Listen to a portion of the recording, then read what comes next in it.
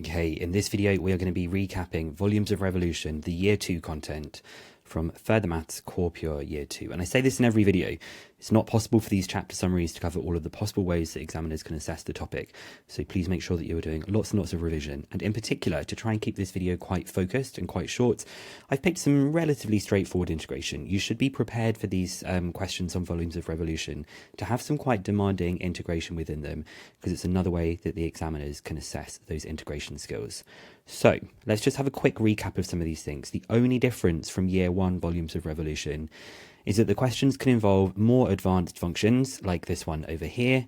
And then in my second example that we're going to have a look at, they can also involve parametric integration, although that's been very rare so far. A quick tip for you, my Year 1 video on Volumes of Revolution covers details about modelling, the theory a bit more. This one is just kind of covering the new concepts of some of these harder functions and then parametric. So you may like to recap on that Year 1 video as well. A quick reminder of these formulae, which I'm sure you already know about. This is the formula for Volumes of Revolution about the x-axis, finishes with dx, and about the y-axis finishes with dy here, okay? We will talk about this little thing down here. I think we're going to need it for part B of this question. So it says here, a miniature prototype of an ornament to be made out of glass is modelled as a solid of revolution of a curve C about the y-axis. This curve is going to be rotated about the y-axis. The curve C has equation x equals cos y square root of sine 2y, and y is between 0 and pi over 2. So I'm going to just quickly get that jotted down onto the diagram, where the units of x and y are in centimetres.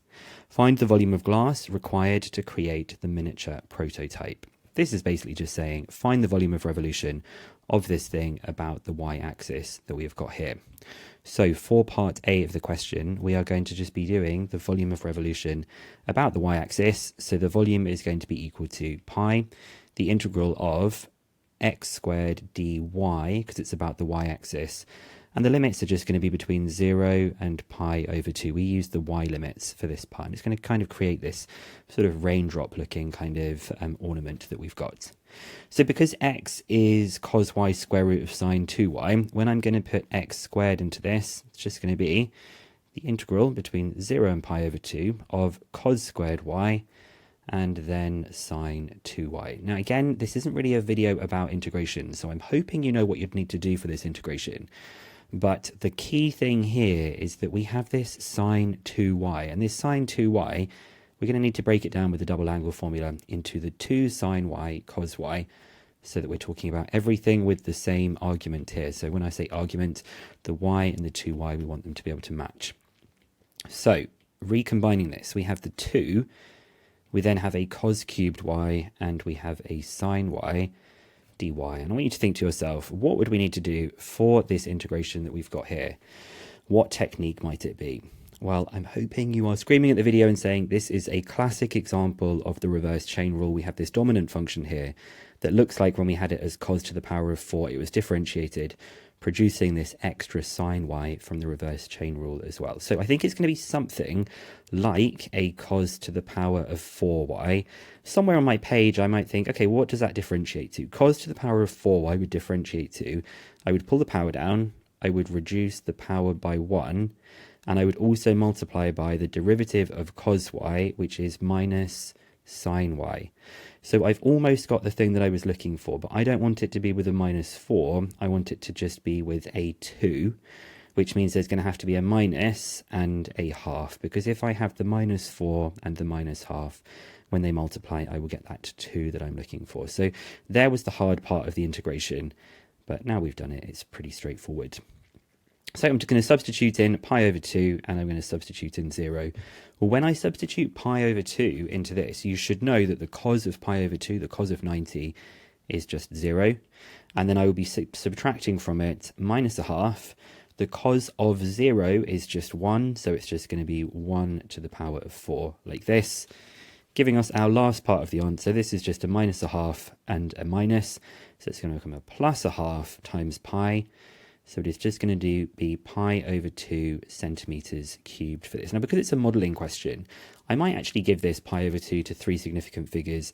I might say 1.57 centimetres cubed. Very, very tiny little prototype for this. I'm probably going to be able to fit it all on one page, actually. For part B, it says, the final design of the ornament will have a height of 4 pi centimeters. Find the volume of glass required to create the ornament. So this one has a height of pi over 2. The new one is going to have a height of pi over 4. So we just need to find out what the scale factor is, and then we'll have a look at this little box down here. So the new one is going to have a height of pi over 4. The old one has got a height of pi over 2. Well, the pi's cancel out, and we've just got 4 divided by a half, and 4 divided by a half, don't even need a calculator, is equal to 8. So the linear scale factor is 8. The linear scale factor is 8. So let's remind ourselves down here from GCSE, if the linear scale factor is k, the area scale factor is k squared, the volume scale factor is k cubed. Well, we're talking about volume here, right? We're trying to find the volume of the glass, so we're not just going to be multiplying our answer down here by 8. We are going to need to be multiplying it by 8 cubed. So we can then say, hence, the volume scale factor is 8 cubed. So the volume of the ornament is equal to 8 cubed times pi over 2. So pi over 2 times by 8 cubed, which is 256 pi centimeters cubed. But let's do that actually in 3 significant figures. So 804 centimeters cubed. And I'm just going to jot down that that is to 3 significant figures. And I'll also say that this is 3 significant figures as well. So a lot more glass is required, because although it's getting just 8 times taller, it's also getting 8 times wider, 8 times deeper, all of those things that we've got there. Okay, criticize the model. Now, there are plenty of things you can say for this. I'm just going to verbally say some of them, and I'll write one of them down. We could say that the curve may not perfectly model the shape of the ornament. That's one thing we could say. We could say, because we're talking about the volume of glass that is being required, that there may be some extra glass required in the process. We could say that there could be bubbles that are inside, meaning that there's different amounts of glass that would be required. There are so many things. I'm probably just going to go with the first one I said, which is I could say, to criticize the model, I could say that the curve may not perfectly match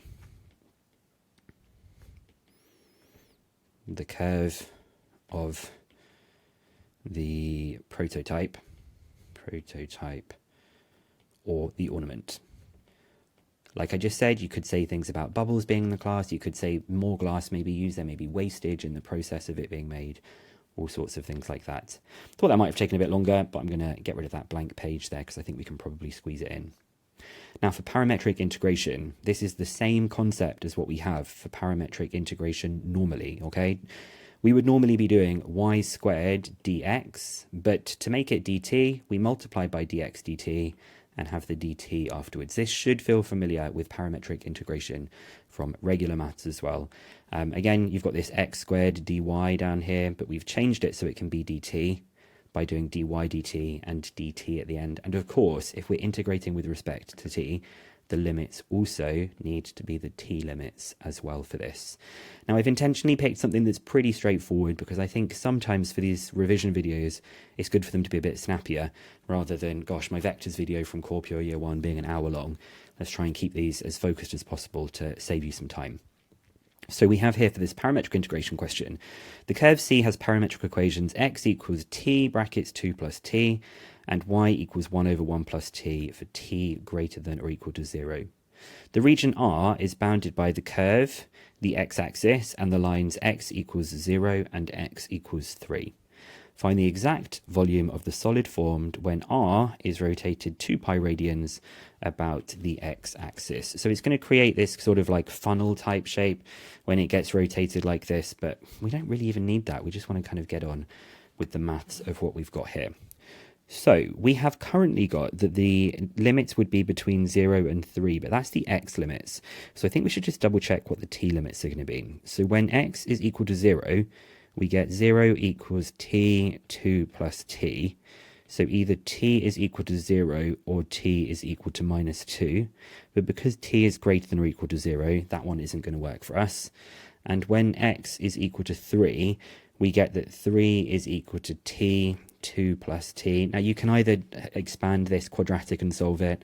I think it's pretty easy to see from inspection that when t is equal to 1, then we get that this value is equal to 3. However, if you wanted to, you could have t squared plus 2t minus 3, and you could solve that, and you would get the solution that t is equal to 1, because the other one would be negative. However, from inspection, I can just clearly see that t is equal to 1. So this means when we do our volume for r, it is going to be pi times the integral. Well, it's going about the x-axis, right? So we know normally it would be dx, and it would be y squared dx. But because of the fact that we have a parametric, it's going to be dx dt, and the limits are going between 0 and 1 for the t limits that we've got there. So the only thing I think we need to figure out is what is dx dt. Well, x is t2 plus t. I will just expand the brackets on this. So this is what x is equal to, meaning that dx dt is 2 plus 2t. So this is going to be a really straightforward question in terms of the integration. We're going to go between 0 and 1. Y squared, that's going to be 1 squared, just 1, over 1 plus t squared, multiplied by dx dt, which is 2 plus 2t dt. Now, this doesn't look that nice, does it? But I think I can probably do something a bit smart up here. If I factorize this, I think I'm going to see something happening down here.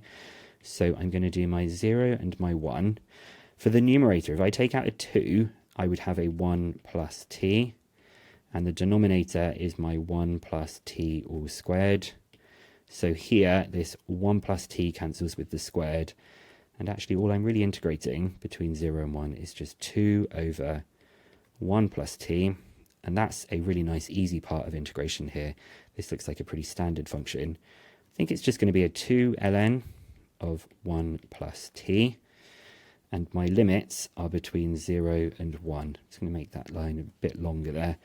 Looked like it was starting to be a 1 or something. Okay. So all I need to do is substitute in the 1 and the 0. When I substitute in the 1, I will have 2 ln 2. When I substitute in the 0, I get 2 ln 1. Well, ln 1 is equal to 0, and so the volume is going to be 2 pi ln 2 for this one. And we can just leave that in the exact form. Did it ask for the exact form? Yeah, it did. It asked for the exact volume of this one that we've got here. So there shouldn't feel like too much new about this, okay? The concept of volumes of revolution should be pretty solid from having looked at things from year 1 stuff. But maybe you should just be prepared that they could ask some pretty tricky stuff in integration. Maybe some stuff from chapter 3, methods in calculus, and maybe even stuff to do with hyperbolic functions. And I think I've even seen them throw some stuff in with de Moivre's theorem as well. So please go and have a look at some of the past paper exam questions for this. And I'm wishing you the best of luck with all of your revision. And I hope to see you in another video sometime soon.